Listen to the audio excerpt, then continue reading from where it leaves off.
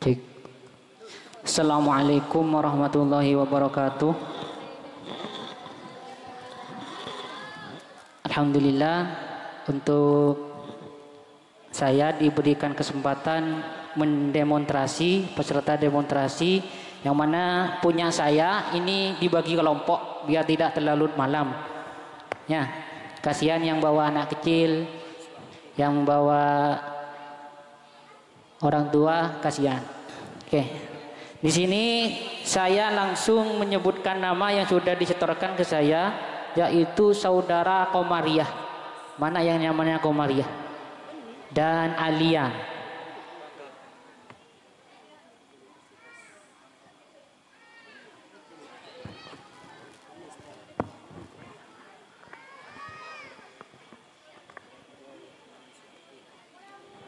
Ke depan ya. Ke depan. Baris nomor 2, baris nomor 2. Nah, coba perkenalkan namanya, alamat, dan orang tua. Assalamualaikum warahmatullahi wabarakatuh. Perkenalkan, nama saya Komaria Putri dari Bapak Sidin, alamat Teloko Koko Bangkalan. Selanjutnya. Perkenalkan, nama saya Lia Putri dari Bapak Alam Rumundali dan Ibu Junaida, alamat Teloko Koko Bangkalan. Alia, panggilannya? Lia. Lia. Oke. Pernahkah sampean mendengar tentang karya sastra? Pernah ya? Di karya sastra itu banyak. Salah satunya cerpen, puisi, legenda, mitos, dan lain sebagainya. Di sini saya akan fokus ke cerpen, cerita pendek. Coba saudari Komariah, apa yang dinamakan cerpen? Bismillahirrahmanirrahim. Cerpen merupakan suatu karya sastra dalam bentuk tulisan yang mengisahkan tentang sebuah cerita fiksi lalu dikemas secara pendek, jelas, dan ringkas. Oke. Di situ setelah dijelaskan oleh Komariah ada kata fiksi. Apa yang dimaksud dengan fiksi? Cerita fiksi adalah cerita yang berasal dari imajinasi atau khayalan, Pak. Coba diulang. Cerita fiksi merupakan cerita yang berasal dari imajinasi atau khayalan. Oke. Selanjutnya, menurut sampean apa ciri khas dari sebuah cerpen, Komariah? Kalau cerpen, Pak, biasanya ceritanya fiktif dan fokus pada satu aspek cerita serta menggunakan masalah yang penting saja. Oke, kalau menurut Lia? Dalam cerpen, cerita yang disukai terbilang singkat dan tokoh yang ditampilkan terbatas, sekitar 1-3 orang saja. Oke. Selanjutnya, coba sebutkan dalam pembuatan cerpen itu pasti mengikuti struktur yang ada. Di situ ada unsur pembangun. Apa yang dimaksud dengan unsur pembangun? Unsur intrinsik. Sebutkan. Tema, alur atau plot, setting, tokoh, watak, sudut pandang, dan amanat. Oke, coba Lia, yang dimaksud dengan tema. Tema adalah ide pokok atau gagasan utama yang disampaikan pengarang dalam sebuah cerita. Oke. Komar, yang dimaksud dengan alur. Alur merupakan urutan peristiwa atau jalan cerita pada sebuah cerpen, Pak. Oke, selanjutnya Alia, watak itu apa? Watak merupakan gambaran dari sifat para pemeran. Watak terdiri dari 3 jenis, yaitu protagonis baik, antagonis jahat, dan netral. Oke, berarti Mpian pernah melihat televisi? Sinetron? Nah, di situ ada watak. Ada yang pemarah, ada yang lemah lembut, ada yang romantis.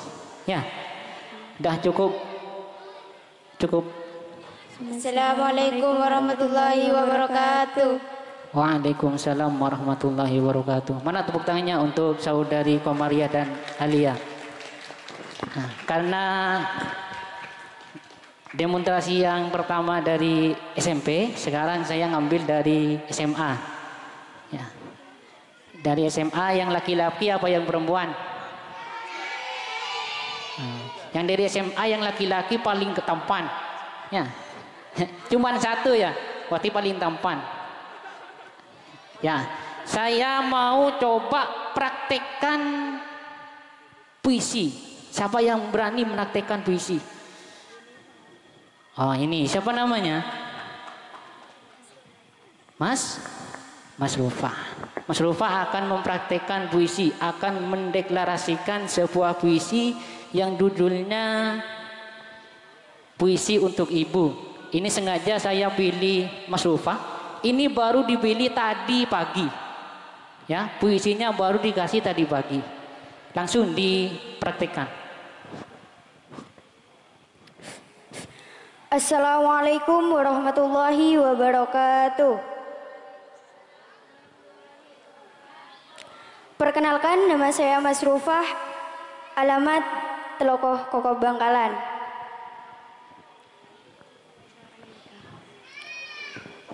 Puisi untuk Ibu, karya Haji Muhammad Ihsan. Lelahnya tak terhitung oleh waktu dan kehidupan, kasihnya sepanjang masa tak tersekat waktu, perhatiannya pada keluarga, energi yang tak redup, energi ibu dalam nada pilu, hanya sehelai kisah dari sejuta epos kehebatannya. Ibu adalah rumah, tempat kembali secarik narasi cinta dari jiwa-jiwa yang merindu seperti burung yang pulang ke sarang membawa harap, membagi cerita cinta. Ibu, kau wanita terbaik, kutuliskan puisi untukmu. Wanita hebat dan mulia, di bawah telapak kakimu surga. Terima kasih. Wassalamualaikum warahmatullahi wabarakatuh. Waalaikumsalam warahmatullahi wabarakatuh. Terima kasih. Tadi yang dibacakan yaitu puisi yang berjudul apa, Mas? Puisi untuk Ibu. Nah, sekarang saya akan mengulik puisi tersebut. Siapa yang berani maju? Hamid ya? Hamid sama Fitri.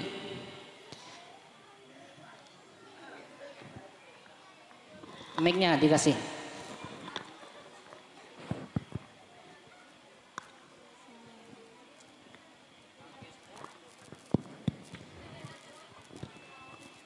Cik, lo coba perkenalkan dari yang paling tampan dulu. Ya. Bismillahirrahmanirrahim. Assalamualaikum warahmatullahi wabarakatuh. Perkenalkan, nama saya Abdul Hamid, alamat Birem Tambelangan Sampang. Dari mana? Birem Tambelangan Sampang. Karena ini kan kelas paling tinggi ya. Setelah lulus dari sini mau kemana? Mau buka ki kurang wonding. Apa? Ki tak nemu tojo. Oh ya. Tak kirain apa itu istilahnya ya. Tutup buku, buka terop. Enggak ya? Belum punya calon? Belum. Sudah punya? Udah. Oh, udah punya. Oke, selanjutnya Fitri. Tepuk tangan dulu untuk Hamid. Assalamualaikum warahmatullahi wabarakatuh. Waalaikumsalam warahmatullahi wabarakatuh. Perkenalkan, nama saya Fitriani, alamat Birem Tambelangan Sampang. Mondok di sini ya? Iya, Oke. Pak. Pertanyaannya, tadi saudari Mas Luroh dengan lantang dan intonasi yang baik menyampaikan puisi tentang ibu. Dalam sebuah puisi itu pasti menggunakan diksi yang tepat dan benar. Pertanyaannya, apa yang dinamakan diksi? Diksi adalah pilihan kata yang digunakan dalam puisi yang merupakan hasil pilihan secara cermat. Oke, kalau menurut Hamid apa diksi? Menurut KBBI, diksi adalah pilihan kata yang tepat dan selaras dengan penggunaannya untuk mengungkapkan gagasan sehingga diperoleh efek tertentu seperti apa yang diharapkan. Oke. Coba selanjutnya setelah menyebutkan definisi diksi, sekarang diksi itu ada berapa, Fit? Diksi dalam puisi itu ada dua, Pak. Satu diksi denotatif, dua diksi konotatif. Satu diksi Diksi denotatif. denotatif. Coba Hamid, diksi denotatif itu apa? Makna sebenarnya berdasarkan kamus. Maksudnya apa, Fit? Artinya menafsirkan secara langsung kata, frasa atau kalimat menurut kamus, Pak. Oke, selanjutnya Hamid. Tadi ada denotatif dan konotatif. Denotatif sudah, sekarang denotatif. Konotatif itu apa? Kata atau kalimat yang memiliki arti bukan sebenarnya. Oke. Selanjutnya tadi saudara Mas Duroh sempat membaca tentang kalimat lelahnya tak terhitung. Itu diksi apa? Diksi denotatif. Kenapa? Karena mengandung makna sebenarnya. Mengandung mana? Sebenarnya. Oke, saudara Hamid, di situ ada. Coba saya cek puisinya. Mas Rupa, puisinya.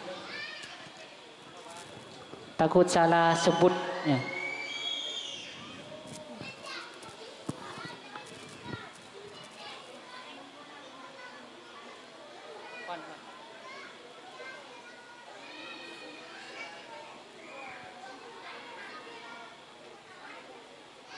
Oke, di sini ada kata sejuta epos. Apa yang dimaksud dengan sejuta epos? Diksi apa?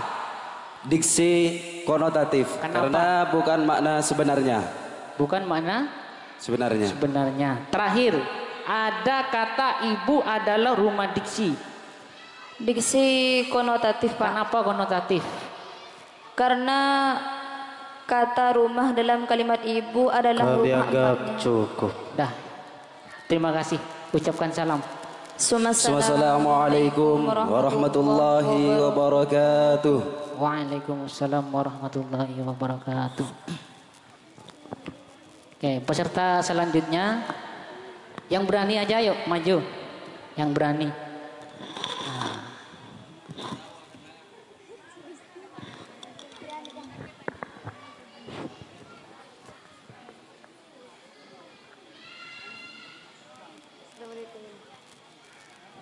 Gantian. Itu sudah berdiri duluan.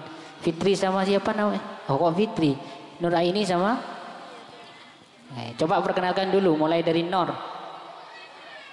Nuraini dulu. Assalamualaikum warahmatullahi wabarakatuh. Perkenalkan, nama saya Nuraini, alamat Tolokoh Kokob Bangkalan. Oke, mondok apa nyolok ke sini? Hah? Nyolok. Oke, selanjutnya Nur. Assalamualaikum warahmatullahi wabarakatuh. Waalaikumsalam warahmatullahi wabarakatuh. Perkenalkan, nama saya Niatur Rohmah, alamat Lokoh Kokoh Bangkalan. Oke. Di sini saya akan menanyakan tentang teks. Ya, dalam teks itu banyak, ada teks berita, ada teks prosedural, ada teks deskripsi. Pernah gak sampean belajar itu? Pernah, Pak. Kelas berapa? Kelas 8 semester pertama, Pak. Kelas 8 semester pertama. Nah, kalau ibu-ibu ini pernah enggak belajar seperti itu? Pernah? Oh, pernah ya, tapi lupa. Ya cuman lamba nih. Oke, lanjut. Mulai dari panggilannya siapa? Nia. Apa yang dimaksud dengan teks berita? Teks berita adalah teks yang menyampaikan kabar dan informasi mengenai peristiwa faktual dan aktual kepada masyarakat. Oh, berita faktual dan aktual. Ini apa yang dimaksud dengan peristiwa faktual? Peristiwa faktual merupakan cerita yang benar-benar terjadi, yang disampaikan benar-benar terjadi dan mengandung kebenaran, Pak. Oke, berarti beritanya fakta. Ya. Siap. Nia. Di situ ada kata aktual. Peristiwa aktual itu apa? Peristiwa aktual adalah suatu kejadian yang bersifat nyata dan benar-benar terjadi, Pak, dan juga sedang menjadi pembicaraan banyak orang, Pak. Sedang hangat-hangatnya diperbincangkan oleh masyarakat. Itu namanya berita aktual. Sekarang ada yang sedang viral, ya, cerita kasus Vina, ya. Pak viralnya ibu-ibu insya Allah tahu semua itu, ya, kayak sinetron aja anunya, alurnya, ya. Pertanyaan selanjutnya untuk Nia. Oh, maaf, Aini. Tujuan dari berita itu apa? Tujuannya untuk memberikan informasi terkini dan terpercaya untuk masyarakat, Pak. Oke. Di mana? Di mana sampean menjumpai sebuah teks berita? Banyak Pak, diantaranya koran, majalah, bahkan di sosial media sudah banyak Pak. Di sosial media banyak. Di antaranya FB, IG, WA. Ya, di situ banyak teks berita. Bahkan di televisi sudah banyak. Ya. Pertanyaan selanjutnya, dalam sebuah teks berita, dalam menyimpulkan sebuah teks berita harus ada unsur yang diperhatikan. Ada berapa unsur yang harus diperhatikan dalam menyimpulkan teks berita?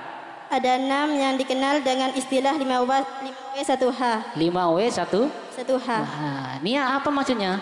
What, apa, where, di mana, what, siapa, we, mengapa, who, bagaimana. Cukup. Dah, cukup. Waktunya sudah malam. Assalamualaikum warahmatullahi wabarakatuh. Waalaikumsalam warahmatullahi wabarakatuh. Oke, peserta selanjutnya. Yuk, siapa yang mau maju? Nah, nih. Cowok tampan dan gagah. Ya. Mic-nya mana?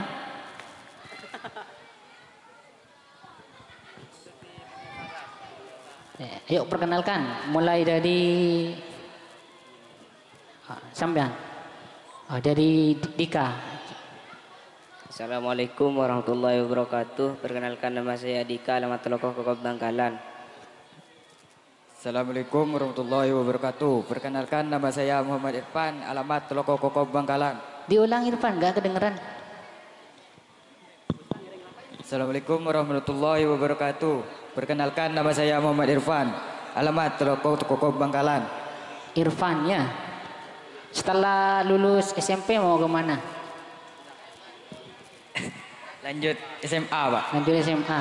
Orang tuanya ada ya? Nah, ada.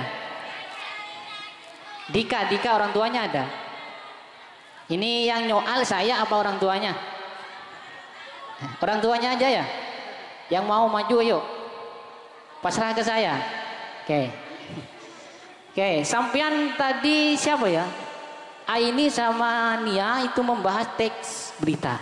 Nah, sekarang bagian sampean membahas teks deskripsi. Apa yang dimaksud teks deskripsi? Bismillahirrahmanirrahim. Teks deskripsi adalah suatu tulisan yang bertujuan untuk menggambarkan dan menyampaikan situasi, tempat, situasi dan secara rinci. Oke, kalau menurut Dika apa teks deskripsi? Dengan kata lain, Pak, teks deskripsi dapat membuat baca membayangkan dengan jelas tentang apa yang dijelaskan. Oke, terima kasih. Irfan, ciri-ciri dari teks deskripsi itu apa? Menggambarkan atau melukiskan sesuatu apa yang ingin diungkapkan oleh si penulis, Pak. Coba diulang lagi. Menggambarkan atau melukiskan sesuatu apa yang ingin disampaikan oleh si penulis. Seberapa penting teks deskripsi menurut Dika? Sangat penting, karena teks deskripsi dapat membantu kita untuk berkomunikasi dengan efektif, Pak. Oke. Irfan, apakah boleh dalam teks deskripsi itu menggunakan kata majas? Boleh, Pak. Oh, kenapa kok boleh? Karena kata majas dapat membuat gambar menjadi lebih hidup dan indah, Pak. Gambar lebih hidup dan indah. Lebih hidup dan indah. Coba Dika, ini coba tentukan majas apa. Ada suatu pepatah mengatakan seperti ini. Sampai ke sekolah peluh membanjiri bajuku. Itu termasuk diksi apa? Hiperbola, Pak. Hiperbola. Kenapa? Karena kalimat yang digunakan menggunakan sesuatu itu dengan berlebihan ya. dengan kesan yang berlebihan. Berlebihan berarti kata-katanya lebay. Ya. Oke. Selanjutnya Saudara Irfan, coba sebutkan jenis-jenis majas yang sampean ketahui. 1. Hiperbola. 2. Personifikasi. Kami 3. anggap cukup. Lanjut dulu. Personifikasi. 3. Metafora. 4. Asosiasi. Dan masih banyak jenis majas lainnya, Pak. Oke, dah cukup. Assalamualaikum warahmatullahi wabarakatuh. Mungkin cuman ini yang bisa saya demonstrasi, kurang lebihnya mohon maaf apabila ada kata-kata yang kurang berkenan, itu murni datanya dari saya sendiri, dan apabila ada kata-kata yang benar itu murni datanya dari Sang Pencipta. Akhir kata, assalamualaikum warahmatullahi wabarakatuh.